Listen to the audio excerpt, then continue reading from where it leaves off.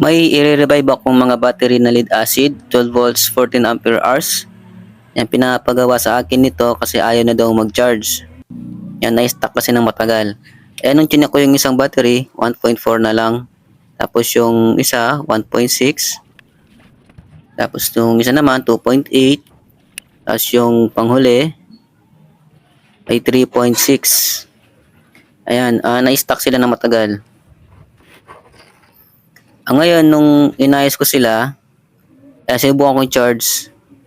Ayan guys, ayaw mag-charge. Walang response yung charger. Ayan, kahit yung isa, wala rin. Ayaw na mag-charge kasi bumaba nga yung voltahe. Nasa 1 volts na lang. 3 volts.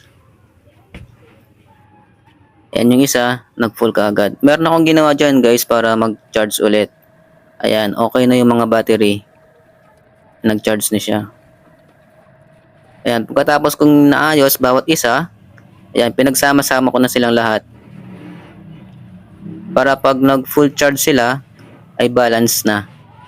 Kung may battery kayo na-stock lang dyan, at gusto nyong i-revive, and PM lang ako.